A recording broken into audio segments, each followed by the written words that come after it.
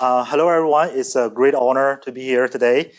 Today, I want to talk about AI assistant programming and specifically about how we can establish a common understanding between human programmers and the large language model. And we call this mutual grounding because we not only want to align the large language model to understand the human intent, but we also want to help human programmers to understand the mental states of the language model, to understand why it gets stuck, why it makes certain mistake, so that the human programmers can provide precise feedback, fine-grained feedback to help the language model fix those errors. And I believe all of you have heard this term vibe coding. This is a very popular term this year, and it basically means using natural language to instruct a language model or a coding agent to write code for us instead of us writing code manually from the ground up. And programming via natural language is not a new concept. It has been around for a while.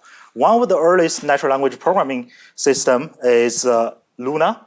And back in the late 60s and the early 70s, the Apollo missions actually brought back a lot of rock samples from the moon. And NASA did a bunch of all sorts of chemistry experiments on it and produced a lot of data. But the thing is, for a geologist or any scientist who want to access this experiment results and answer some interesting questions, they actually have to write a formal query in predicate calculus. Okay, it's a formal first-order logic query with a bunch of quantifiers, predicate names, constants, and variables. It's pretty hard for the geologist because they were not actually trained to really produce this kind of query program. And the idea of Luna is basically they build a rule-based semantic parser that recognizes patterns in the natural language question from a geologist, and they translate it to this formal logic query. So people can answer their questions by natural language instead of writing code. And there were many similar kinds of investigation at that time and in the 70s, and people built all kinds of natural language programming interfaces. And one of them was actually the Schludlu system built by one of the HCI faculty here at Stanford, Terry Winograd. Of course, not everyone actually agreed with this idea at the time. Oscar Dijkstra, for example, called this vision of natural language programming a foolish idea. Well, he actually have a good point because there is a natural tension between this informal natural language and the formal programming language. Because natural language are oftentimes ambiguous, but for programming language, we actually need it to be precise, right? Precise enough that we can rely on it to control the computer. Okay, and if you know Dijkstra's career and what kind of research he worked on, you will know where he comes from, why he makes this point. He's a big advocate for structured programming at the time, and a big advocate for formalism, right? So in his vision, he thinks that we should build better high-level formal language and translate this high-level formal language to a low-level language instead of relying on an informal language like a natural language. Right? And historically speaking, he was right in the sense that in the past 50 years, high-level programming language like Java and Python are the primary ways of human harnessing computational power. Right? And it's also worth noting there are two fundamental challenges in this problem space of natural language programming. And these challenges, I believe, are still relevant even with large language model today. The first challenge is basically the inherent ambiguity of natural language. For the same natural language description of a programming task, it can be interpreted in multiple different ways and lead to different kind of program candidates. And because of this ambiguity, we don't really have a good oracle to assess which program candidate is correct and which program candidate is wrong.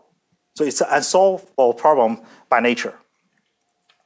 And the second challenge is basically the massive space. Right? If you're familiar with some board games like Go, even though for board games there is still a large search space because of the board has a limited size, the number of possible games are still limited. But it's a completely different scenario for programming language because we have this grammar and the program can go arbitrarily long, right? Can go arbitrarily complex. So we are really dealing with the program space with infinite number of programs, possible programs. And this process is further complicated by all the syntax and semantic rules we have to follow when writing a program, and also the availability of many thousands of third-party libraries and APIs today that we can leverage to compose a program. So before the age of large language model, there are primarily three ways to solve the problem. The first one is to reduce the program space, right? We go from the infinite space to a limited size space by focusing on a specific domain. And the pretty nice thing about this working on a specific domain is that we can design a domain-specific language using a small context-free grammar. And the program space defined by this small context-free grammar will be much significantly smaller than a program space defined by Java or Python. So we can more efficiently navigate this small program space and identify the program candidate more aligned with user intent. And the second is to enrich the input modality. As I said, natural language is inherently ambiguous. How about we pair natural language description with input-output examples, with user demonstrations, with code skeletons, right? So this additional modality actually provide more low-level concrete details to ground the high-level ambiguous user intent on the specific task, right? So we can achieve a good balance and avoid, prevent this semantic parsers from overfitting or overgeneralizing the user intent. And the last line of research, which I believe is most people are familiar with, let's build better models. Let's build more advanced semantic parsers, right? We have seen n-gram models or other kind of statistics models in early 2010, and then RNNs, LSTMs getting really popular in coding in 2015, and then after 2018, people started using all kinds of transformers, right? And the large language model actually belonged to this line of research. And everything changed in 2021 after the release of this large language model, especially Codex and GitHub Copilot. And for the first time, we saw an AI system that is able to generate a big chunk of code from natural language, and it's not limited to a specific domain. You can basically generate any arbitrary program using Codex or GitHub Copilot. This was something completely new, and none of us have seen this before. And I remember I was working on program synthesis for regular expression at the time, using the DSL. And the kind of synthesizer I was working on is, this bottom-up enumerator search with some use of SMT solver. And when I saw this demo, I realized, okay, wow, I should really pivot my research and work on this new kind of paradigm, because from that moment, most people are going to start coding in natural language. And over the past few years, this AI system are getting even better. Now, the agents, they can actually use external tools like a browser and a shell. They can make plans. They can ingest a large context like the entire code repository. And they can also do some self-reflection, do some self-repair, self-edit on the code generated by itself. This is all great, but we are not there yet. Right? If you do vibe coding from time to time, you probably have this experience where the language model doesn't really get you, right? It doesn't really follow instruction, or even worse, you give more and more commands, prompts to the language model, and the code is getting worse and worse, right? And there are many papers really investigating the capability boundary and the limitations of coding agents these days. And my research group at Purdue are particularly interested in the interaction paradigm between the human programmers and the language models. And in particular, we observed that the interaction between human programmers and the language models is primarily a linear multi-inter conversation, right? Where the human programmer are the main driver of the conversation. They keep giving commands and prompts, orders to language model, and the language model will just passively respond to these commands.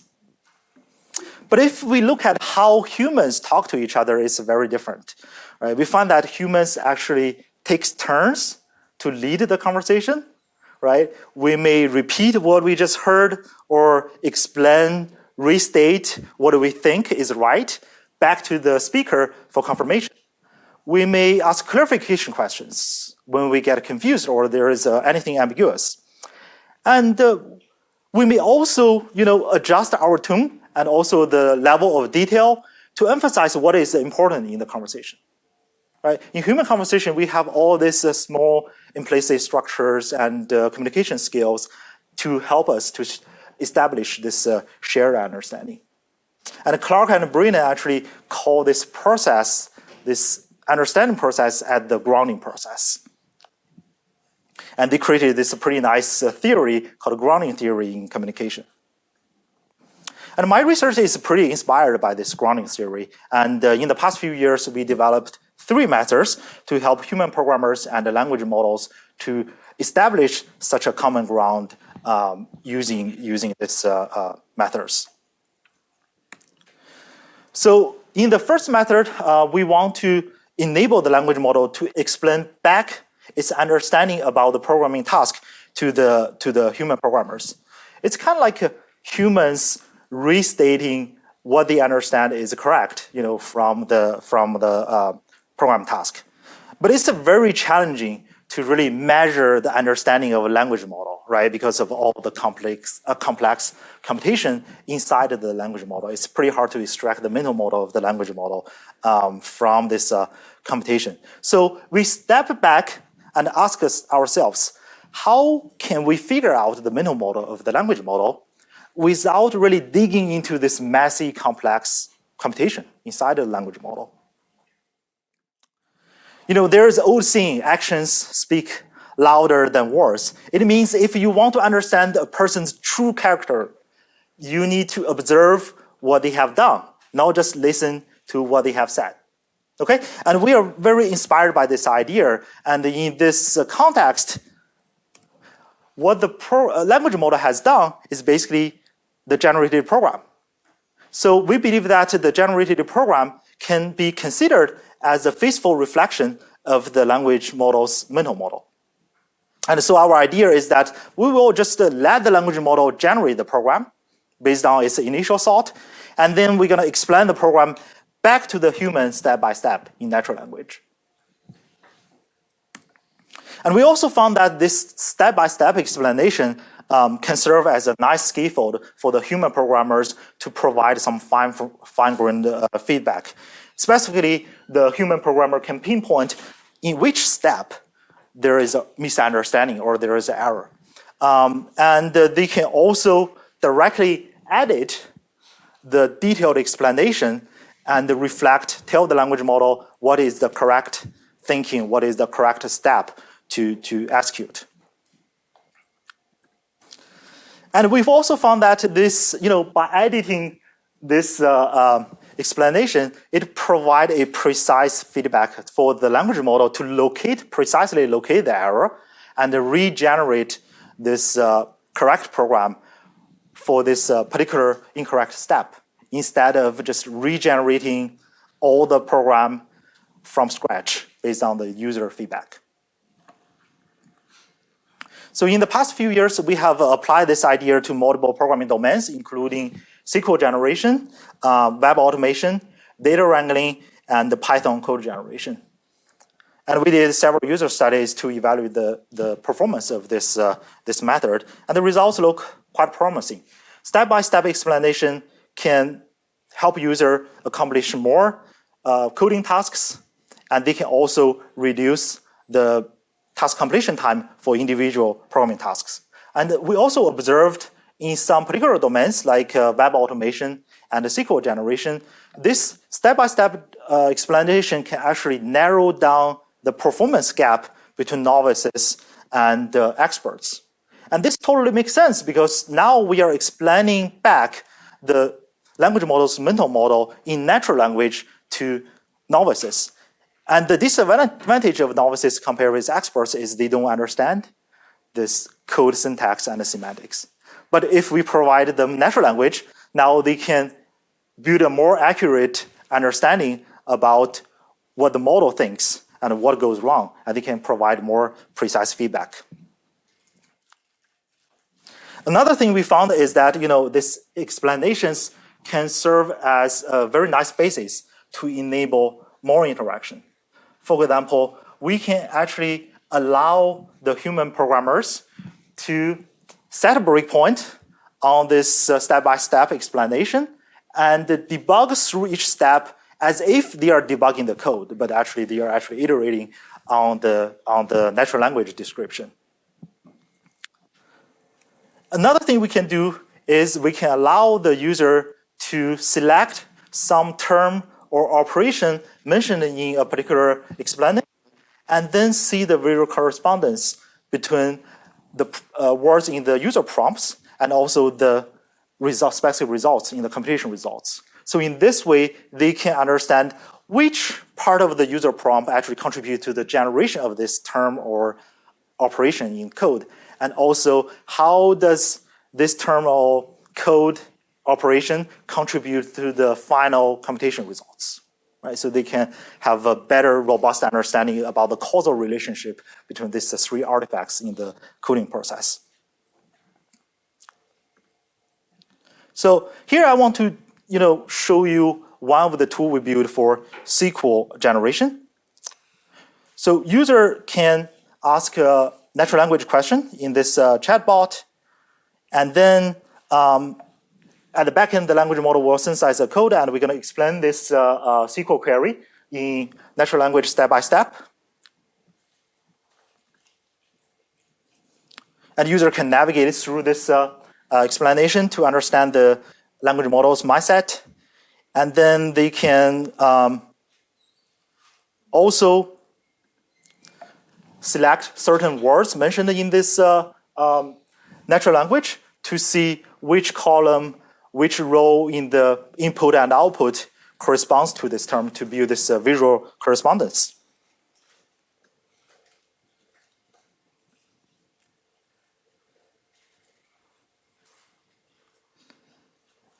And then they can click on each step to see the intermediate execution result of the certain operation in the SQL query to understand the runtime effect of executing a particular step.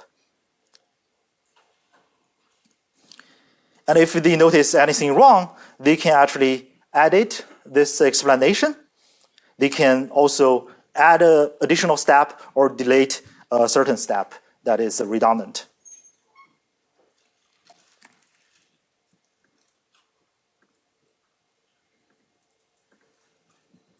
One key challenge we encounter in this project is how to generate a feasible and readable explanation of the code. Back in 2021 and 2022, GPT models were not so reliable in generating code explanation. And personally speaking, I'm very cautious of language model hallucination, especially in this kind of process where the generated content is going to shape the way people think, right? It's different from generating some content that do things, right? Because for that kind of generated content, there is oftentimes some external feedback from the environment that tells you whether the generated stuff is wrong or correct, right? But in thinking, there is not much we can regulate. So at that time, we ended up building some symbolic methods where we can have a better control, we can have better accuracy and reliability. And the basic idea here is we're going to decompose the code, which is SQL queries in this project, based on the grammar of the SQL query. And then we will build a template, translation template, for each grammar. And we're going to translate each part of the SQL query based on the template. And then we can compose them together into one big step-by-step explanation based on the grammar structure. In this way, we can guarantee that we don't have any randomness in this process, and everything stick to our predefined template to do the explanation. Now let's move on to the second method. So in this method, we want to enable the language model to ask clarification questions. At the beginning, we try to directly prompt the language model and ask the language model, okay, given this user prompt, can you tell me whether it's ambiguous or not, right? Of course, it doesn't work. It doesn't really exert the reasoning capability of the language model. So we decided that, okay, we're going to break it down to multiple steps. We first ask the language model to summarize the user intent and reinterpret the user intent in their own language. And then we ask the language model to decide whether there is any ambiguity based on its interpretation. And if there is any ambiguity, we're going to ask the language model to generate a clarification question. And the important thing here, the important design choice here is that we follow the principle of recognition over recall. So instead of asking the language model to generate a very open-ended question, right, which can be cumbersome to answer, we ask the language model to make some guesses about the possible interpretation of the user intent and formulate this every possible interpretation as a choice in this multiple choice question.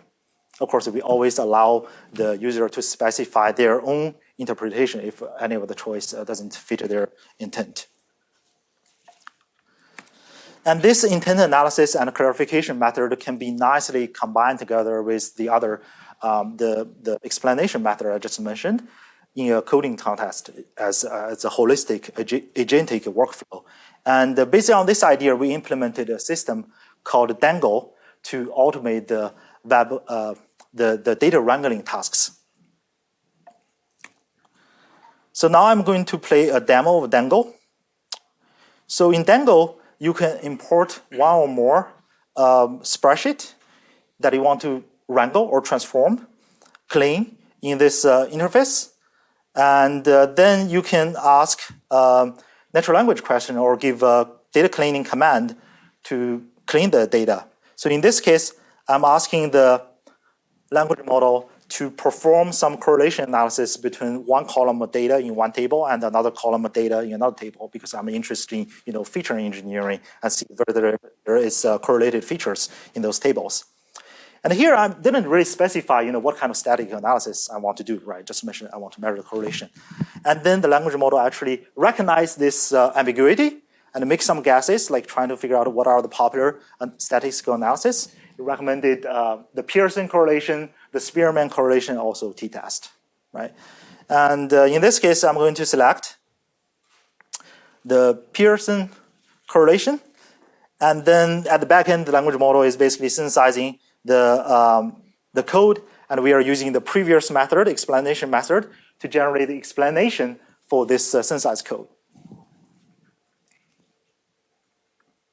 And the user is satisfied with this generation, explanation looks correct, and then the user can ask a further step to delete one column if there is a statistically significant correlation between these two columns. And in this case,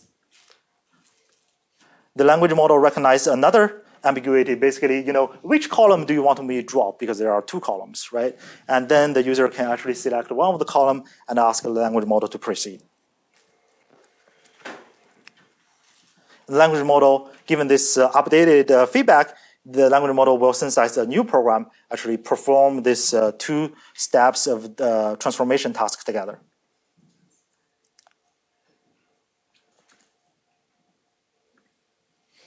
So we did a user study with 33 students at Purdue. The students have a very diverse background. Some of them are from CS departments, some of them are from chemistry, bioengineering, mechanical engineering, etc. And we have also have two comparison baselines. In the first baseline, we only provide we still provide the ChatGPT-like interface where a user can issue command to the language model, but we only provide a natural language explanation generated by GPT-4o. And in the second comparison condition, we don't use the GPT-4o to generate this explanation, but use our symbolic method to generate this step-by-step explanation. And in that last condition, we are basically having this clarification questions enabled. And we found that having these clarification questions not only improves the user performance, reduce the amount of time they need to finish the task, but they also reduces the hallucination, right? This also makes a lot of sense because by giving additional details, having all these clarifications, the language model will have a better understanding about user task, and that reduces the chance they hallucinate. And we confirmed this by doing a very careful examination of the user study recording. And we basically logged all the user activities and plot them in this normalized timeline. And you can see that in this third condition, where we have the clarification enabled, there are a lot of active engagement of this clarification questions, where user actively answer these clarification questions, and we indeed observe that they experience less hallucination in the third condition. It's not really because of other activities they have. Okay, so I have talked about two methods that enable the language model to talk back to the human, right? And in this third method, I want to show you how we can enable human to steer the model's attention and emphasize what is important in the user prompt.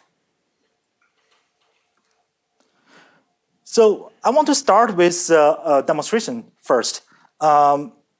So here in this interface, it's kind of like the ChatGPT interface where you can copy paste any user prompt in this interface and ask the language model to generate something. So in this case, I'm actually copy pasting a programming task description. I have a function name count upper, and also I have a natural language description given a string s, counted the number of uppercase vowels in even indices.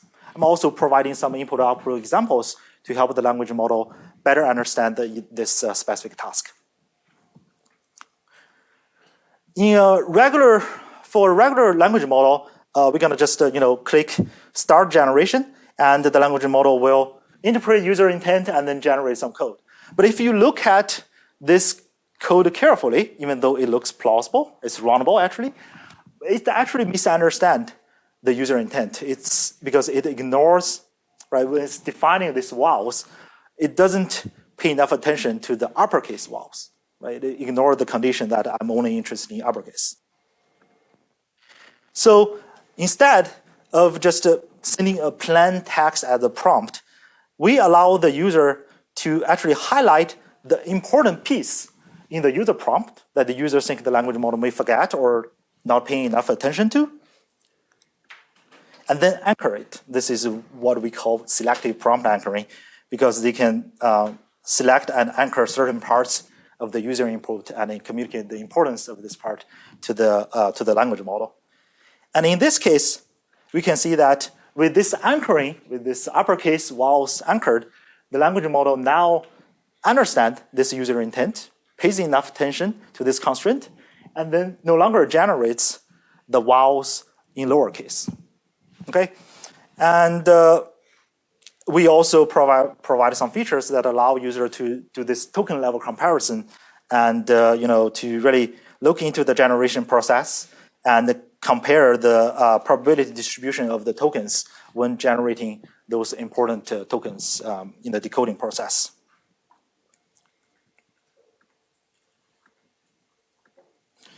Now the question is,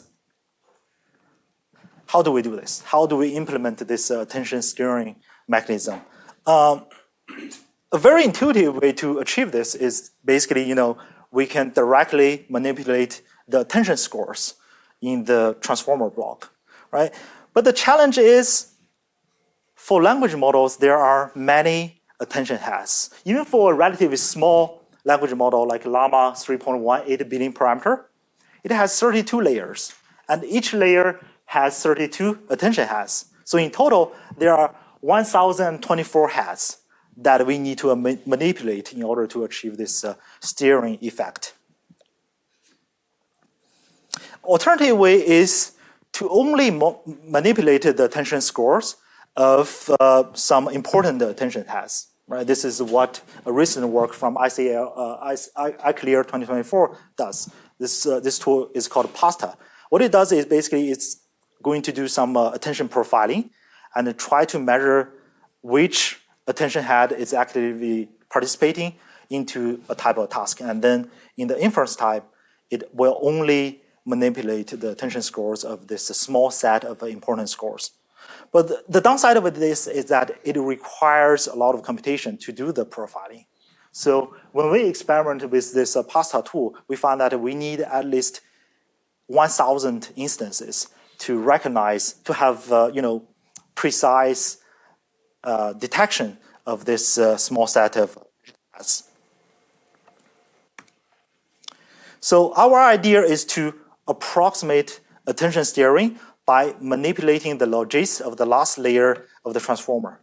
So for example, if I have a programming task, write a Python function to compute daily total sales from a CSV file with dates and price columns. Okay, this is my coding task. And I want the model to pay more attention to this word daily.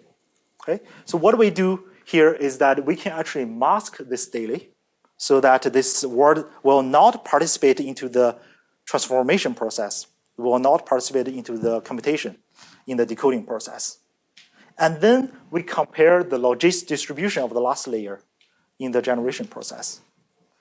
Ideally, if this daily word really contributed to one code token, right? If we mask it, we will see a drop of the logic value for that token in the logic distribution, right? So in this way, we can sort of recognize, okay, which code token that this language model or this word really contribute to in the decoding process. And then by computing the difference, and then using this difference, multiply it with some factors, we can actually amplify the influence of this word daily on the output distribution. Okay, that's the basic idea. And this is basically the computational framework for this method. We call it selective prompt anchoring, SPA. And you can see that we basically have two decoding, one with masking and one without masking. And then we compute the logic difference. And then we regulate this process, this steering process by introducing a hyperparameter called anchor strength, omega. Right? And then we basically use this omega to compute the final logics by amplifying or de-amplifying the mask token. And the pretty nice thing about this framework is that we can actually steer it in different directions. When we set omega with a value greater than 1, we're basically telling the language model to pay more attention to this mask token.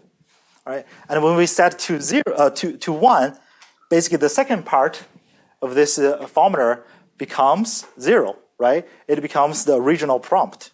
We don't have any amplification effect. And when omega is a value between 0 and 1, then we basically ask the language model to pay less attention to the anchor text. When it is equal to 0, the left part, this first term in this formula becomes 0, and we are basically using the masked prompt for the decoding. It's equivalent to completely ignore the anchor text from the user. And finally, when we set omega as a negative value, we are basically reversing the effect of this token. Right? For example, if we anchor the text as uppercase, then basically we are instructing the language model to pay more attention to lowercase. We evaluated this method using a bunch of different coding models with different size, different architecture, and also we evaluated on different benchmarks. We also compared it with different baselines, including the PASTA method, which is the profiling-based attention steering method, also a bunch of advanced prompting methods like React and self-debugging. And we found that SPA continuously improves code language models on different benchmarks. Even for the very small coding model, like CodeGen model with 350 mini parameters, we can still see some improvement.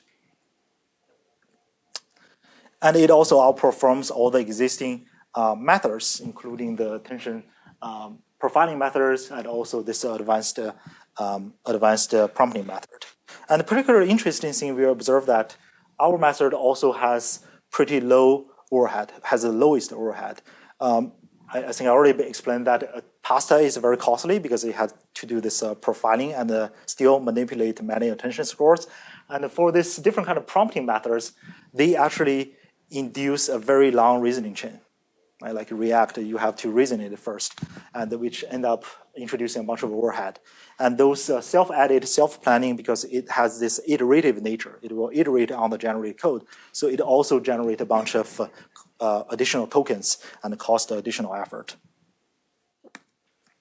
Okay, now I have talked about these three methods for establishing a shared understanding. You may ask, well, this is cool, but will this methods be relevant in 5 or 10 years, especially given the rapid advancement and improvement of foundation models today, right? Will this method still be relevant? So this is actually a question that I keep asking myself, and also this is one of the questions that keep me awake at night. And my current answer is yes, this will be relevant, unless coding agents will achieve 100% accuracy on any arbitrary tasks in 5 or 10 years, right? Analogy to this is compiler, right? When you write code in C, Java, Python, you don't even bother to look at the bytecode or assembly code compiled from this high-level language, right? You're going to trust it because it has 100% accuracy. It's a completely different situation for coding agent because it's not 100% accurate.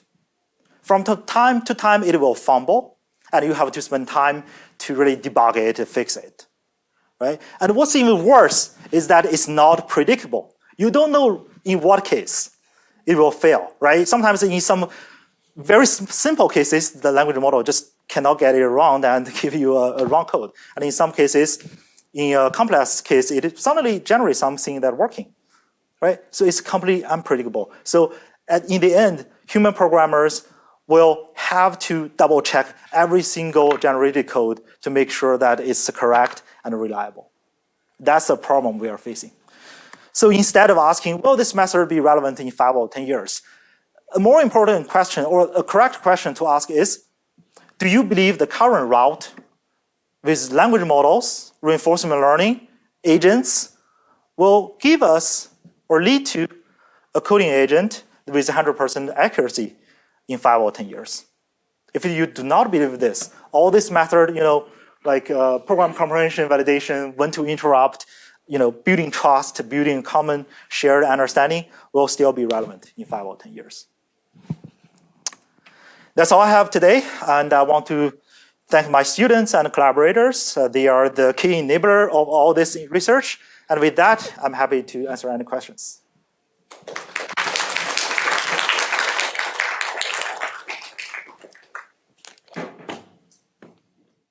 we have about 20 minutes of questions.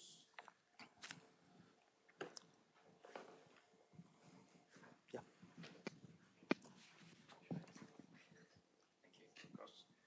Hi, thanks for the presentation. Sparse is a really interesting method, and I just wanted to learn more about how sort of during test time, the attended tokens are selected. So right now, we completely rely on the human to select the attended token. It's really like a manual effort. But in practice, you can actually rely on some automation. For example, you can, especially in, I think right now, a very interesting context in the agentic workflow, where we have pretty long context. And it's going to be very interesting to decide, okay, which instruction or which context in this long dialogue history actually is relevant. So in that case, you can actually do some methods like RAG or any retrieval-based method to decide which token should be anchored, which instruction should be anchored. So just to clarify, when you present on the benchmark scores, those were sort of human annotated as Yeah, well? no. For that benchmark, what we do is we basically, for these tasks, it's more like, we have a prompt like this. It's gone. Wait, what happened? Yeah, so basically, it's a prompt. It's a pretty long prompt with some system rule setting, like you are a very helpful software engineer, and also a natural language description of the task, some input-output examples, function signature, and also some other instructions, constraints. So basically, what we anchor is basically the natural language description there. This single line in the middle in the automated benchmark experiments. Yeah. I have a question. Can you characterize a little bit the nature of cost and effort through generation versus a human writing the code? Is this an ideal future world that you're hoping in 5 to 10 years, you can give simple natural language prompts, you're going to get really good, perfect 100% accurate software that you want. But today, with a lot of like these code generation paradigms, we're essentially like shifting the cost of like a human writing the code to like a human debugging in natural language and all of these other things. So I'm curious to understand like how you're characterizing this nature of like shift in cost and effort in authoring software, and like what are the implications for CS education? This is a great question. So first, my answer is it really depends on the user.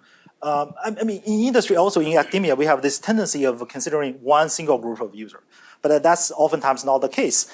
Going back to the question, the cost of writing code manually versus using ChatGPT and then debugging, reading code for a long time.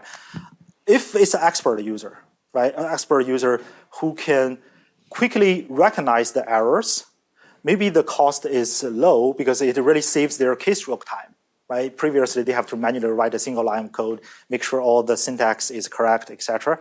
But now ChatGPT can generate a good enough initial point for them. With the blueprint or the correct code in their mind, they can quickly decide where to add it. So, but for a novice user, without any interaction support, let's just say that the user will just ask a ChatGPT to generate a piece of code. And then the user, especially if the code doesn't work, then the user actually have to spend a lot of time to understand the code. And this is exactly what they are not good at, right? And they have to probably do some vibe debugging and then to fix the code. And then it will definitely become a very costly process. So a quick follow-up. Yeah. Have there been like studies done showing that like experts are really good at like looking at the generated code and like fixing issues? Yeah, we have this study when after GitHub released Copilot, we actually did this study together with my postdoc advisor, Elena Glassman, and a PhD student, Priyan, in her lab. We did this user study to observe how different kind of users interact with Copilot to finish tasks. We do observe there are two different kind of patterns where the experts are they can finish the task very fast. It's really have an amplifying effect there. But for novices, oftentimes they can get struggle. Yeah.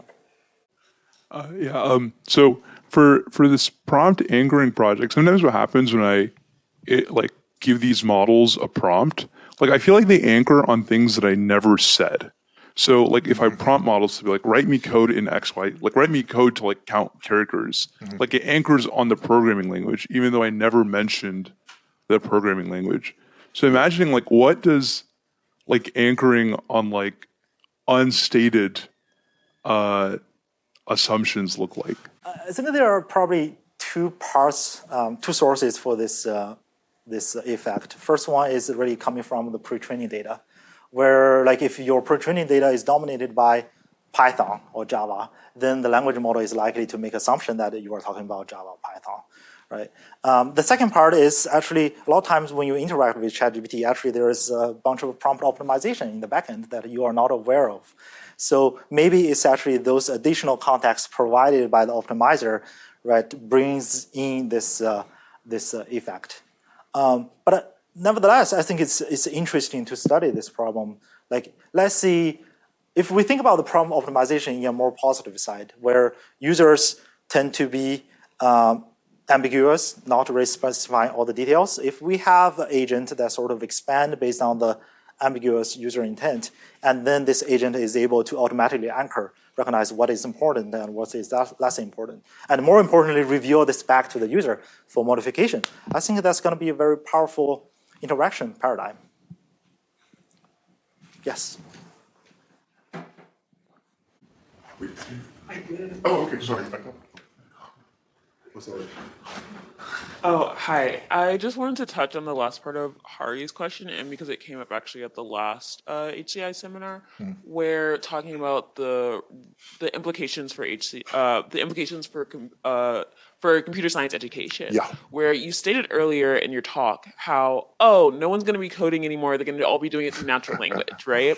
And then now we're talking about how experts great, can do it through natural language, but some novices are really struggling. And the way that they became experts was by learning how to code. So I'm curious if you could talk a little bit more. Are you seeing it as like, oh, this is going to be becoming something for experts and novices are going to have to figure it out themselves? Are you seeing it as like, maybe this needs to be better for novices? I'm wondering, like, what is the future that you're envisioning that you're working towards? I see this as a great opportunity for HCI folks to design interaction paradigms to bridge the gap. There is one slide in my talk that shows that when you have the right level of interaction support for the novices, for example, explaining back the code in natural language step by step, we actually see this performance gap between novices and experts narrowing, right? The novices can now complete the same amount of tasks successfully like experts, right? So I think this is an opportunity. And also, from education perspective, I see a gap in the sense that we do not really teach how to read code, how to debug code in our undergrad curriculum. So this caused a change in the curriculum. Previously, we have been teaching undergrads, how syntax rules work, right? How to write the code that do not generate compilation errors. And our undergrad students have to memorize all this, right? And now with this ChatGPT and large language model, which are very good at memorizing the syntax rules, it can free us from teaching this boring syntactic details. And we can now shift more focus on helping the user to read code, debug code, develop a taste of good coding style, and also help them to build the right mental model of code, right? Should they think more about the call graph, data flow, data dependency, etc. I think this is a good opportunity for us to, or maybe a forcing function for us to make a change in CS education. Thank you.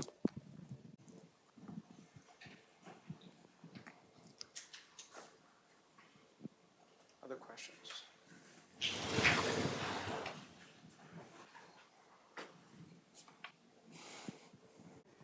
Hi. So it seems like in order to anchor the prompt has to be verbose enough for there to be like things to anchor. Yeah. Like if I am coding a website and I say make me a website that does some vague thing and then it does something wrong, then there might not be anything for me to highlight and anchor. I might actually have to expand the prompt. Do you have like any sense of like, I guess both how often for novice programmers or novice vibe coders, like how often is that actually the problem? And like how do you know once you have a prompt that is verbose enough to be able to be anchored, I guess? Yeah, that's a great question. We do observe that if we have a longer prompt with more details, and there are basically more opportunities to anchor on it and really bring true benefit of anchoring. If it's very short, and we indeed actually try to manually annotate some of the, for example, adjectives and verbs, nouns in this prompt, we find that it turns out to be very brittle because it's really hard to control what is the level, what is the right anchoring strength for individual words. So one thing we have been experimenting is we trying to really use this anchoring method together with methods like React, where it's going to generate a long reasoning chain. And then we have more opportunity to really anchor, okay, when generating this line code, pay attention to this reasoning step. When generating that line of code, pay more attention to that reasoning step. So I think that's a great question.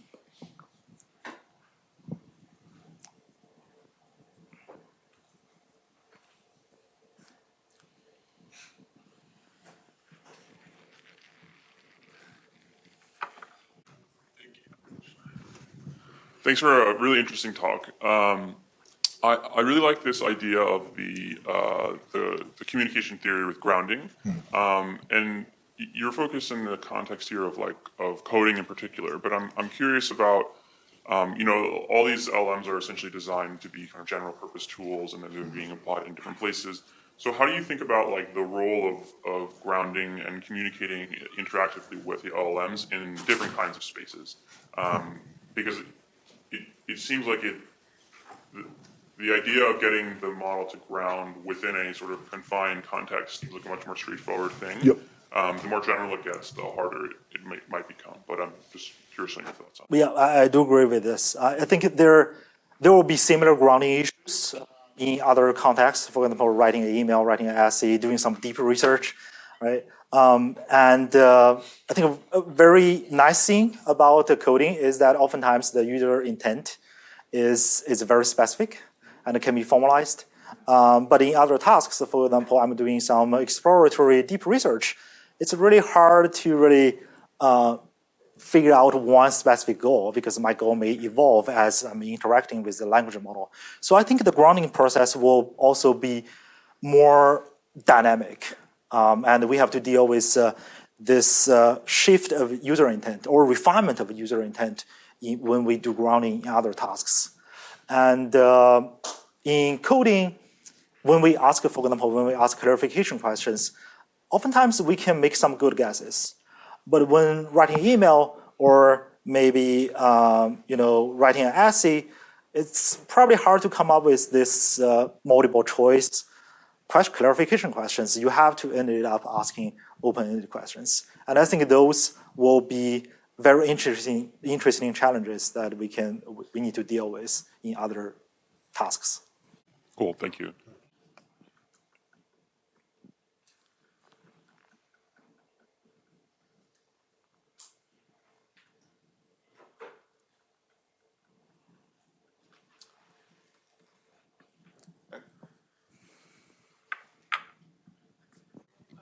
It seems really cool that all these methods are able to achieve much better efficiency and task completion in all these metrics that you've shown. I was wondering if, in terms of the values that we have in programming, like for example, if you go back to the slides that had like all the breakdown of the ways that I want to iterate over the table, like the timeline. The explanations explaining how the code works.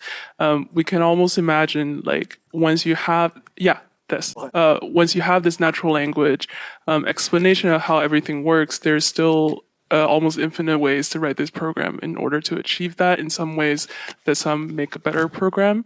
For example, more efficient. Like we care about efficiency, time, complexity, modular code and all that. Wondering if you guys have engaged with that in the work, if that has come up in any of the studies. Yeah, that's a great question. So right now we do not already have thought about this cross-cutting concerns like security, maintainability, readability, because in most of the cases we are really thinking about just getting the job done, right? We are targeting a bunch of programmers who probably just want to automate some tasks. But I think if we really think about this in the software engineering setting, I think it will become a much interesting problem. And it will require us to really augment this step-by-step explanation, because if you think step-by-step, it's kind of like a procedural explanation of the functionality of the code. We probably want to add additional layers in this explanation to talk about the potential security concerns and maybe the efficiency issues, right? Maybe showing some alternative code examples that have better efficiency and the security. So those will be very interesting directions to explore in the future. But nevertheless, I feel natural language would be a nice communication vehicle, to experts, both experts and the novices, compare with maybe showing some math equation or other kind of, using other kind of representation. Thank you.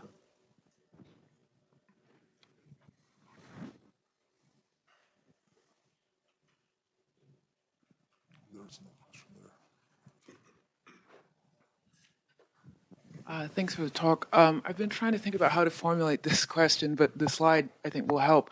How much do you think that this is a sort of the engineering problem versus the fact that a lot of the training data is text and not actually what we want natural language, the phrase, to mean? And so a lot of folks that are typing in and interacting with these LLMs are using spoken language when, of course, in most languages, spoken language is different than what we use to write.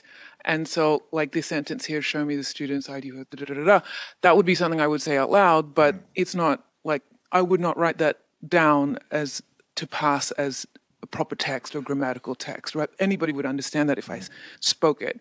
But if these models are trained on text, articles, the transcripts, whatever else, of course, they're not going to get this context that we would get live.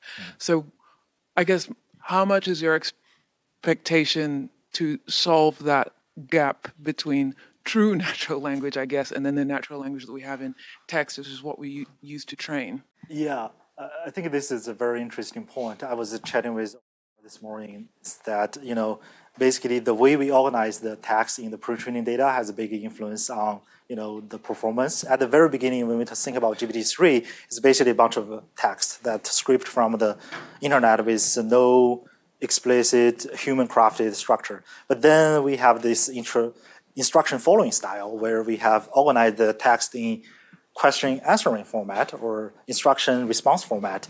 Now we have GPT 3.5 that can be better in answering questions.